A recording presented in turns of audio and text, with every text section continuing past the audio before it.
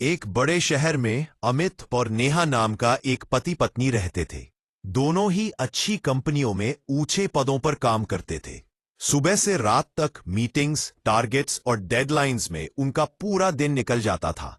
उनके पास आलीशान घर था, गाड़ी थी, हर सुख सुविधा थी, लेकिन फिर भी मन में खालीपन सा रहता था।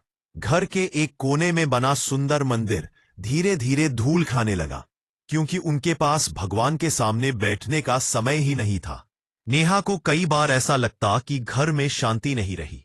उसने महसूस किया कि वे दोनों जितना आगे बढ़ते जा रहे हैं, उतना ही भीतर से टूटते जा रहे हैं। एक दिन उसने अमित से कहा कि वे इतने व्यस्त हो गए हैं कि पूजा तक नहीं कर पाते। दोनों ने मिलकर एक फैसला लिया, अगर वे खुद पूजा नहीं कर सकते तो कोई और ही सही। उन्होंने अपने ड्राइवर रामू की पत्नी शारदा को बुलाया। शारदा एक सीधी सादी धार्मिक महिला थी। नेहा ने उससे कहा, तुम रोज हमारे घर आकर सिर्फ पूजा किया करना, तुम्हें कोई और काम नहीं करना है।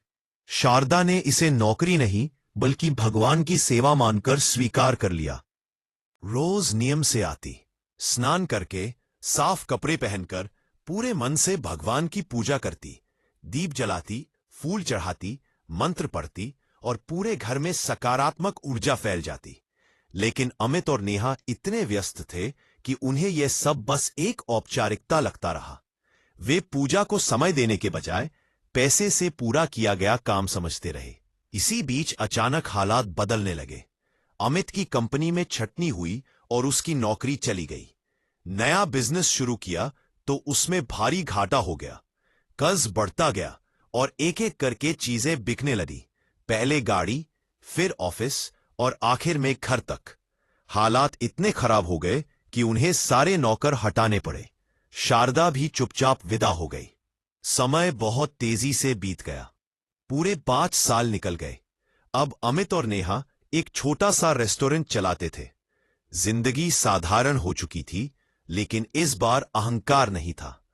सुबह दुकान खोलते वक्त नेहा मंदिर के सामने कुछ पल रुककर भगवान को याद जरूर करती थी।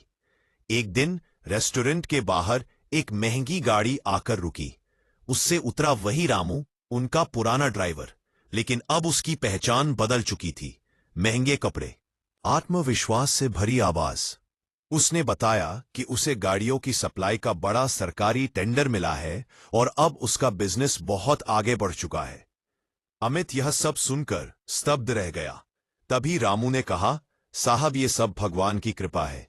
जब शारदा आपके घर पूजा करती थी तब भी वह पूरे मन से भगवान को याद करती थी। पूजा उसके लिए नौकरी नहीं, भक्ति थी। आंखों से आंसू बह निकले। उसे समझ आ गया कि उन्होंने पूजा को समय नहीं दिया बल्कि उसे पैसे से तौल दिया था। भगवान को याद करने के लिए समय नहीं, सिर्फ मन चाहिए। यह बात वह बहुत देर से समझ पाया। सीख, आप कितने भी बड़े आदमी क्यों ना बन जाएं, लेकिन इतने व्यस्त कभी मत बनिए कि भगवान को याद करने और उनका धन्यवाद करने का समय ही ना बचे। क्योंकि सफलता धन से नहीं, श्रद्धा, विनम्रता और ईश्वर के स्मरण से टिकती है।